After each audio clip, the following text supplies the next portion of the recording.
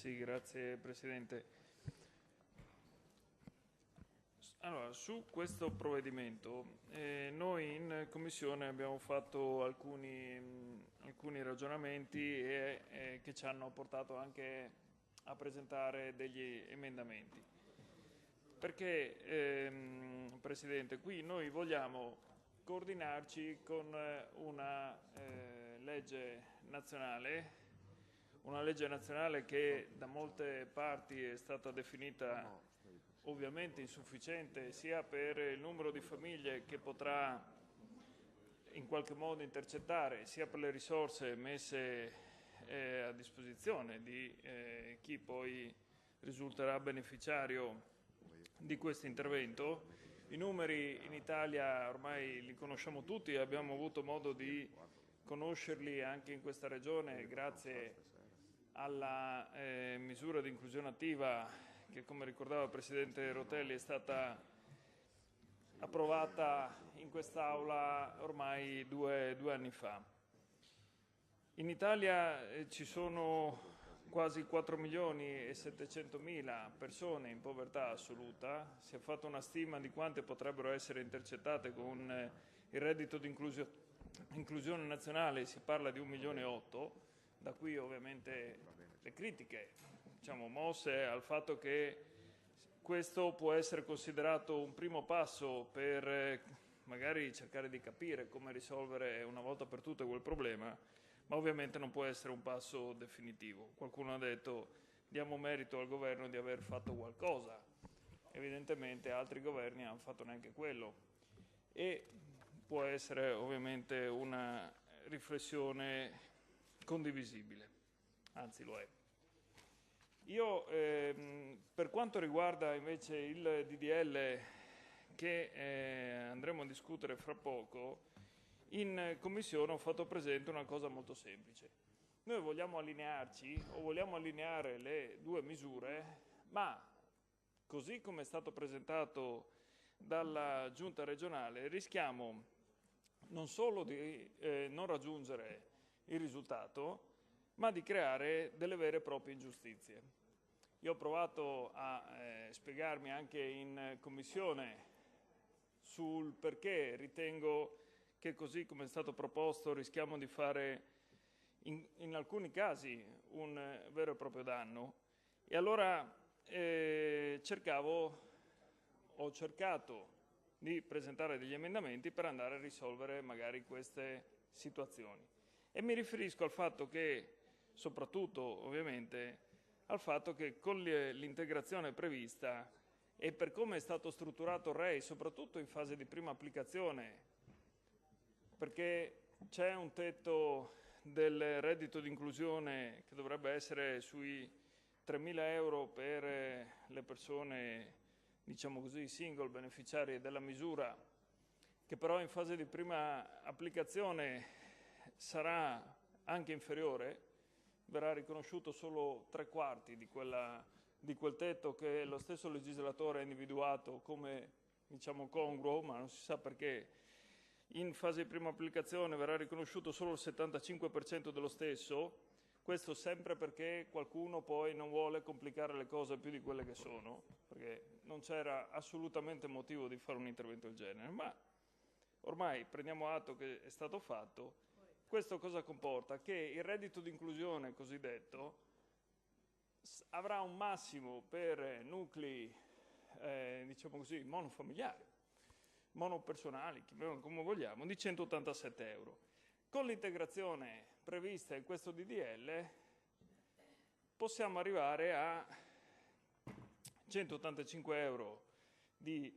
aggiunta per, come dicevo, allinearci col MIA. Peccato che 185 più 187,5 casa mia non fa 400 euro, che sarebbe quanto un cittadino residente da 24 mesi in questa regione potrebbe e dovrebbe ottenere se potesse avere accesso solo alla misura regionale. Il tutto viene anche peggiorato se consideriamo che il limite di 187 euro mensili deve prevedere anche un'ulteriore detrazione perché il reddito inclusione tiene conto anche dell'indicatore della situazione reddituale, ovvero, diciamo così, della liquidità che ogni nucleo familiare ha a disposizione ogni mese, con un calcolo complicatissimo,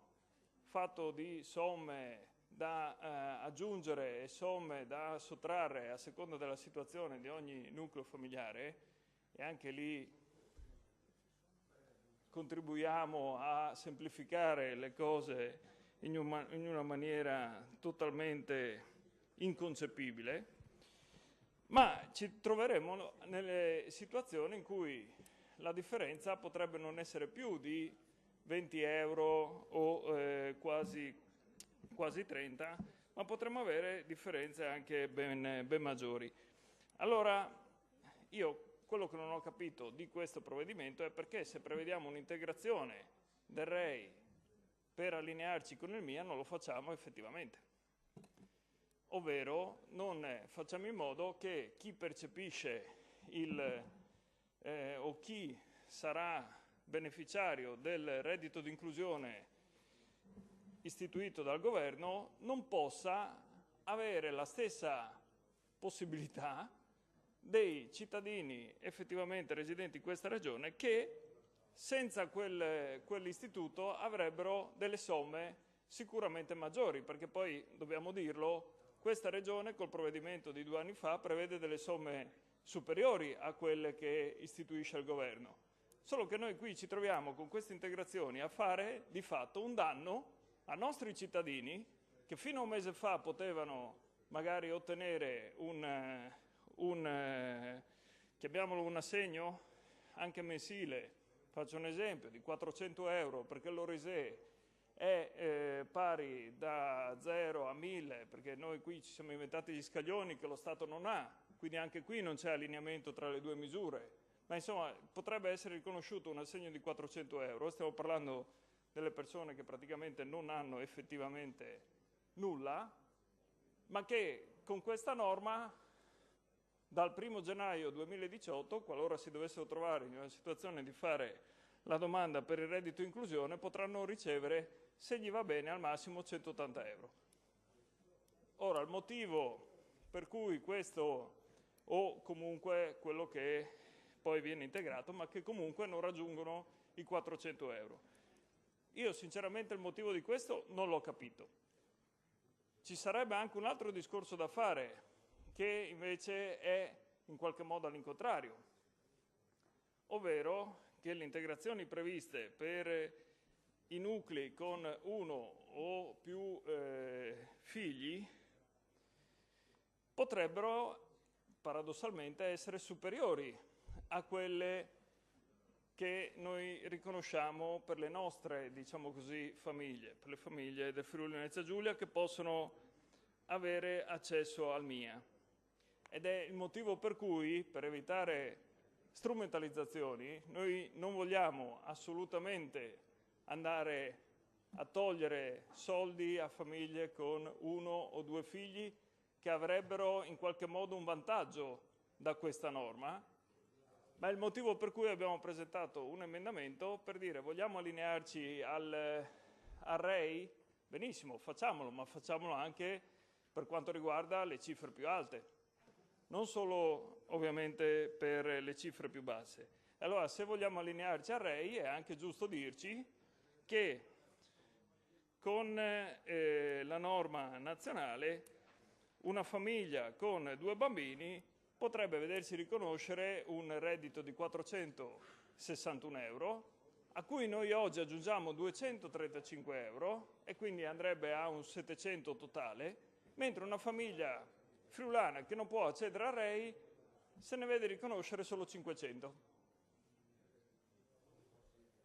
Motivo della differenza? Non lo sappiamo. Allora è chiaro che se vogliamo allinearci non possiamo metterci a discutere se qualcuno ha 55 anni un giorno, 54 e 360. Facciamo magari, e io questo l'ho posto ovviamente anche in Commissione come punto di riflessione, di discussione, quantomeno allineiamoci al ribasso in modo tale che chi, anche solo teoricamente, perché poi come detto i calcoli saranno ancora più complicati e creeranno dal 1° gennaio un'ulteriore ondata di ritardi, perché poi tutto verrà demandato comunque allo Stato per fare tutti questi ritardi, e sappiamo già questo cosa comporta e cosa sta comportando già adesso con tutti i nostri cittadini che dovrebbero vedersi riconoscere il beneficio e che purtroppo tuttora stanno patendo dei ritardi per i controlli che vengono demandati a Roma con tutti i problemi che abbiamo. Noi ribadiamo, siamo contrari al fatto che Agea abbia i suoi ritardi, vedo l'assessore Sciauri ovviamente, e stiamo ipotizzando di fare qualcosa di regionale o comunque di Triveneto per risolvere il problema, ma per quanto riguarda il welfare prendiamo un'altra via. Ecco, io credo che se riusciamo a fare quantomeno una modifica alle cifre che sono poste a integrazione di questo disegno di legge,